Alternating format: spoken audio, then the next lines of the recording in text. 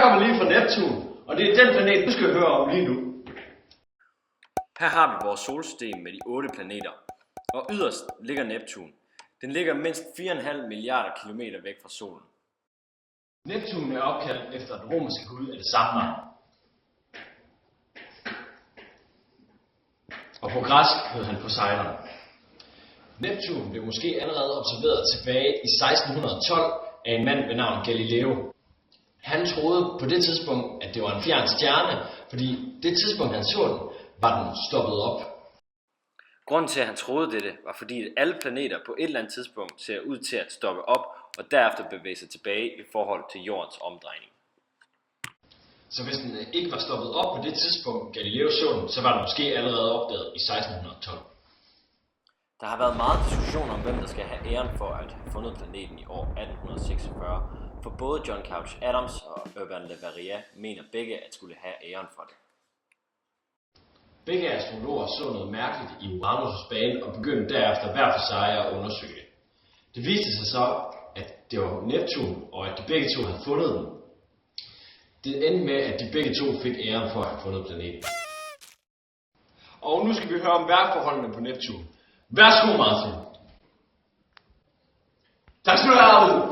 Jeg står her i Neptuns studie, og nu fortæller jeg om vejrudsigten. Vi ser på hele udenrammet her, og som vi kan se, så er der råkulde og råbænd hele ugen. Det bliver hele minus 220 grader kulde, hvor altså det er den varmeste, vi får på hele Neptuns historie. Apropos det, så hvis vi ser på næsten, så må vi se på det. Hele 100 gange rundt i højde og bil, det vil sige 2.400 km i timen.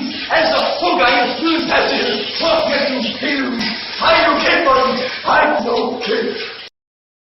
Ja, som Martin lige sagde, så er gennemsnitstemperaturen minus 220 grader på Neptun, og den laveste er minus 223. Så det er meget koldt hele tiden. Selvom det er så koldt på Neptun, så er dens kerne mere end 7.000 grader varm, og det er altså varmere end solens overflade.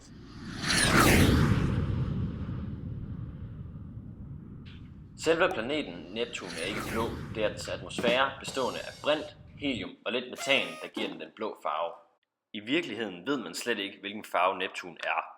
Neptuns diameter er 49.244 km, og det er det fjerde største i vores solsystem. Det er cirka lige så meget som 17 gange større end vores jord. Og det er den tredje største målt efter masse. Det vil tage 12 år at flyve til Neptun med et rumfartøj uden passagerer.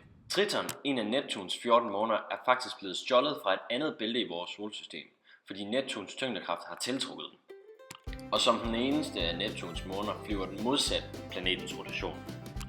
Og fordi den hele tiden bliver tiltrukket mere og mere, vil den om 1 milliard år ramme ind i Neptun.